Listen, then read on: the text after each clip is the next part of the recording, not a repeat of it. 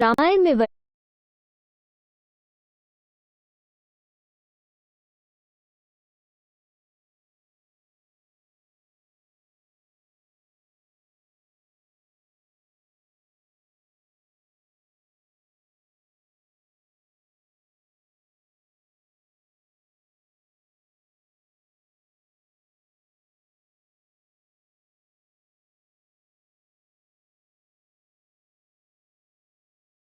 वर्णित ये 19 नगर आज भी मौजूद है। नंबर 1, अयोध्या, उत्तर प्रदेश, भगवान राम की जन्मभूमि। उत्तर प्रदेश का अयोध्या, जहां भगवान राम ने जन्म लिया था। अयोध्या शहर सरयू नदी के तट पर स्थित है। प्राचीन काल में ये कौशल साम्राज्य की राजधानी हुआ करता था। उस समय यहाँ के राजा दशरथ थे, जो कि प्रभु श्री राम के पिता थे। आज भी अयोध्या में महाराज दशरथ के महलों के अवशेष देखने को मिलते हैं। इसके अलावा आप यहाँ हनुमानगढ़ी, कनक महल, सीता जी की रसोई, नागेश्वरनाथ मंदिर, रामकोट, दशरथ महल और सरयू नदी घाट देख सकते हैं। नंबर 2, जनकपुर, नेपाल, माता सीता का जन्मस्थान और विवाह स्थान। जनकपुर माता सीता का जन्मस्थान माना जाता है। कहते हैं यहाँ के राजा जनक की कोई संतान नहीं थी। माता सीता उन्हें धरती माँ के आशीर्वाद से मिली थी। उन्होंने बड़े ही प्यार से उनका पालन पोषण किया। राजा जनक ने अपनी पुत्री देवी सीता का स्वयंवर जनकपुर में ही किया, जहाँ माता सीता का विवाह प्रभु श्री राम से हुआ। ये स्थान नेपाल के काठमांडू से लगभग 90 किलोमीटर दूर है। आज भी यहाँ माता सीता के नाम का मंदिर है और उनकी पूजा अर्चना होती है। नंबर 3, प्रयागराज, उत्तर प्रदेश, जहाँ से प्रभु श्री राम ने वनवास शुरू किया। उत्तर प्रदेश का प्रयागराज एक बहुत ही पवित्र नगर माना जाता है, क्योंकि यह वही स्थान है जहाँ से प्रभु श्री राम ने अपने भाई लक्ष्मण और पत्नी देवी सीता के साथ गंगा नदी पार कर अपने वनवास की शुरुआत की थी। ये स्थान 3 पवित्र नदियों का संगम स्थल भी है। यहाँ गंगा, यमुना और सरस्वती तीनों नदियों का संगम होता है, जिस कारण इसकी पवित्रता और अधिक बढ़ जाती है। कहते हैं यहाँ स्नान करने वाले के सारे पाप धुल जाते हैं। नंबर 4, तमसा नदी, अयोध्या से 20 किलोमीटर दूर है तमसा नदी। यहाँ पर प्रभु श्री राम नाव से नदी पार की, इसी कारण यह नदी रामायण में सम्मान पा गई। नंबर 5, श्रृंगवीरपुर तीर्थ, प्रयागराज से 20 से 22 किलोमीटर दूर वे श्रृंगवीरपुर पहुँचे, जो निषादराज गुही का राज्य था। यहीं पर गंगा के तट पर प्रभु श्री राम ने केवट से गंगा पार कराने को कहा था। श्रृंगवीरपुर को वर्तमान में सिंगरौर कहा जाता है। नंबर 6, कुरई गांव, सिंगरौर में गंगा पार कर प्रभु श्री राम सबसे पहले कुरई पहुँचे थे, जहां उन्होंने सबसे पहले विश्राम किया था। कुरई से आगे चलकर प्रभु श्री राम अपने भाई लक्ष्मण और पत्नी देवी सीता सहित प्रयाग पहुँचे थे। प्रयाग को लंबे समय तक इलाहाबाद कहा गया, लेकिन अब फिर यहाँ का नाम बदलकर प्रयागराज हो गया है। नंबर 7, चित्रकूट, प्रभु श्री राम ने प्रयाग संगम के समीप यमुना नदी को पार किया और फिर पहुँच गए चित्रकूट। चित्रकूट वो स्थान है जहाँ प्रभु श्री राम को मनाने के लिए भरत जी अपनी सेना के साथ पहुँचे थे।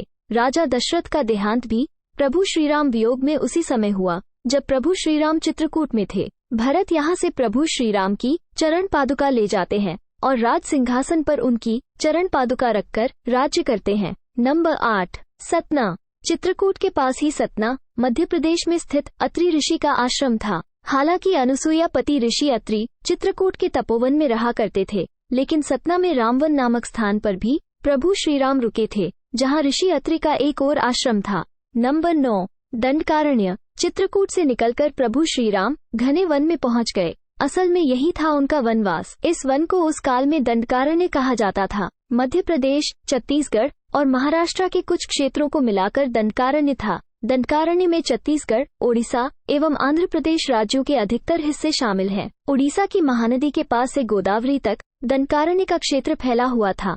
इसी दंडकारण्य का हिस्सा है आंध्र प्रदेश का एक शहर भद्राचलम। गोदावरी नदी के तट पर बसा ये शहर सीता रामचंद्र मंदिर के लिए प्रसिद्ध है। यह मंदिर भद्रगिरी पर्वत पर है। प्रभु श्री राम ने अपने वनवास के दौरान कुछ दिन इस भद्रगिरी पर्वत पर ही बिताए थे। स्थानीय मान्यता के अनुसार दंडकारण्य के आकाश में ही रावण और जटायु का युद्ध हुआ था और जटायु के कुछ अंग दंडकारण्य में आ गिरे थे। दुनिया भर में सिर्फ यहीं पर जटायु का एकमात्र मंदिर है।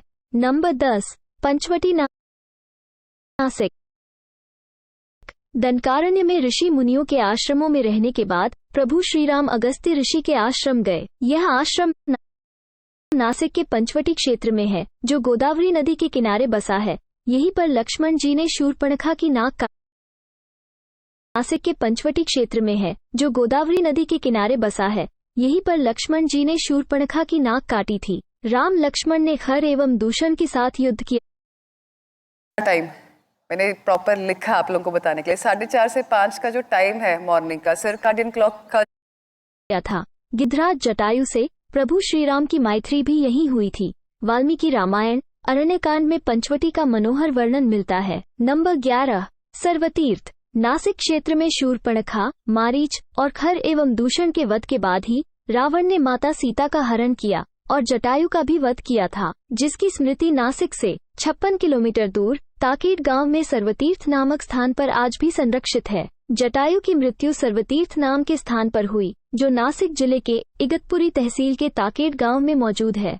इस स्थान को सर्वतीर्थ इसलिए कहा गया क्योंकि यहीं पर मरणासन जटायु ने माता सीता के बारे में बताया। प्रभु श्रीराम ने यहाँ जटायु का अंतिम संस्कार करके पिता और जटायु का श्राद्ध तर्पण किया था। इसी तीर्थ पर प्रवास के दौरान माता सीता की रक्षा के लिए लक्ष्मण रेखा खींची गई थी। नंबर 12 पर्णशाला। पर्णशाला आंध्र प्रदेश में खम्माम जिले के भद्राचलम में स्थित है।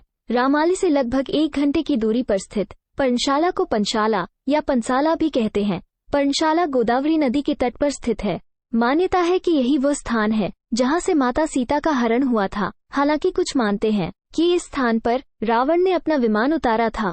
इस स्थल से ही रावण ने माता सीता को पुष्पक विमान में बिठाया था, यानी माता सीता ने धरती यहाँ छोड़ी थी। यहाँ पर राम सीता का प्राचीन मंदिर है। नंबर 13 तुंगभद्रा। सर्वतीर्थ और पर्णशाला के बाद प्रभु श्रीराम और लक्ष्मण जी माता सीता की खोज में तुंगभद्रा तथा कावेरी नदियों के क्षेत्र में पहुँच गए। तुंगभद्रा एवं कावेरी नदी क्षेत्रों के अनेक स्थलों पर वे माता सीता की खोज में गए।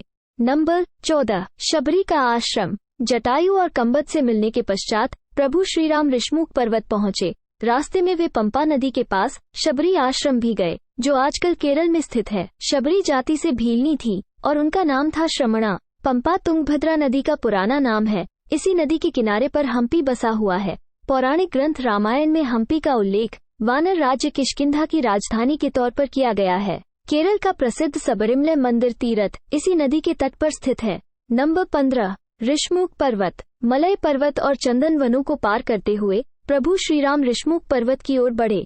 यहाँ उन्होंने हनुमान जी और सुग्रीव से भेंट की, देवी सीता के आभूषणों को देखा और प्रभु श्रीराम ने बाली का वध किया। ऋषमुख पर्वत वाल्मीकि रामायण में वर्णित वानरों की राजधानी किष्किंधा के निकट स्थित था। ऋषमुख पर्वत तथा किष्किंधा नगर कर्नाटक के हम्पी जिला बेल्लारी में स्थित है। पास की पहाड़ी को मतंग पर्वत माना जाता है। इसी पर्वत पर मतंग ऋषि का आश्रम था, जो हनुमान जी के गुरु थे। नंबर 16 कोडिकरई। हनुमान जी और सुग्रीव से मिलने के बाद प्रभु श्रीराम ने वानर सेना का गठन किया और लंका की ओर चल पड़े। तमिलनाडु की एक लंबी तटरेखा है जो लगभग 1000 किलोमीटर तक विस्तारित है। कोडिकरई समुद्र तट वेलांकनी के दक्षिण में स्थित है, जो पूर्व में बंगाल की खाड़ी और दक्षिण में पाल्क स्ट्रेट से घिरा हुआ है। यहाँ प्रभु श्रीराम की सेना ने पड़ाव डाला और प्रभु श्रीराम ने अपनी सेना को कोडिकरई में एकत्रित कर विचार